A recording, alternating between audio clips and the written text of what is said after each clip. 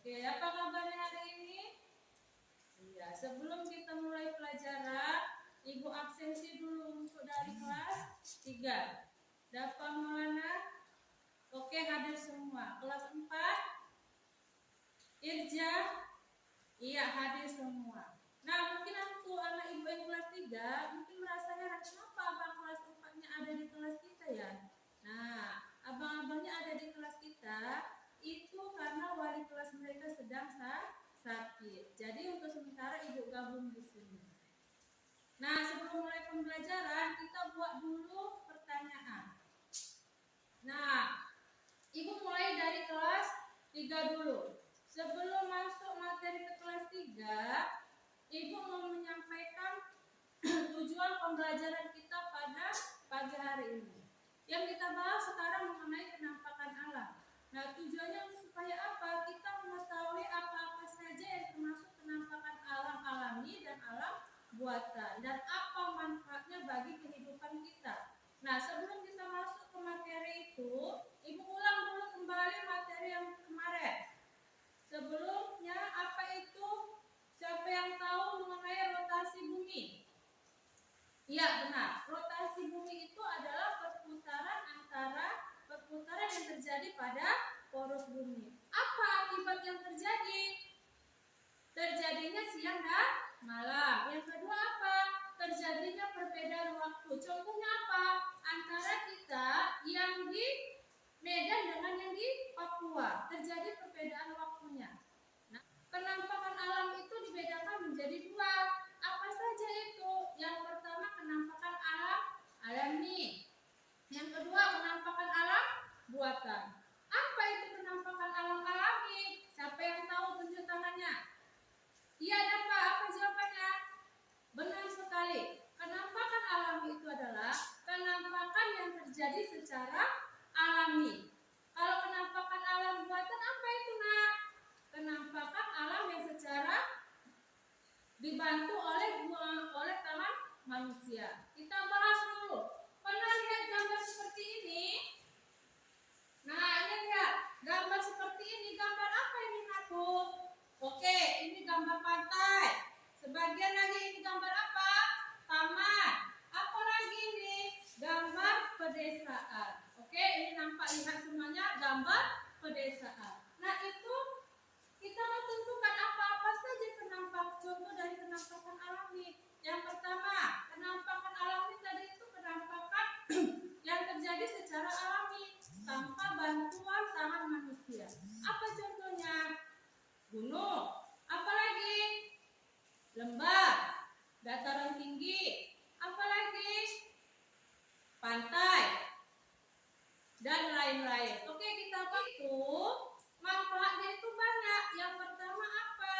Sebagai tempat rekreasi bisa. Yang kedua apa? Sebagai apa? Tahu nggak gunung? Iya. Sebagai apa? Yang kedua sebagai apa, Nak? Sebagai tempat. Iya, lembah. Siapa yang tahu lembah? Lembah itu tingginya tidak lebih kurang dari 600 meter. Nah, apa manfaatnya lembah?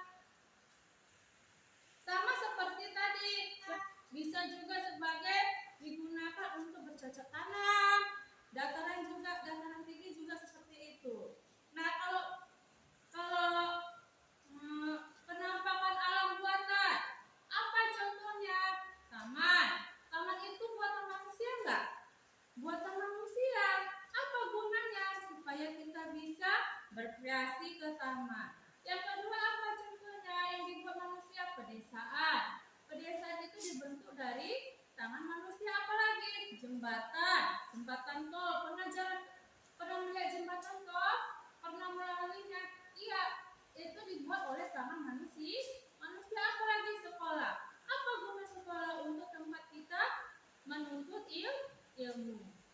Jadi itulah ibu akan bagi menjadi 4 kelompok. Nah, setiap kelompok itu menentukan termasuk apakah gambar yang ibu bagi itu, apakah penampakan alami apa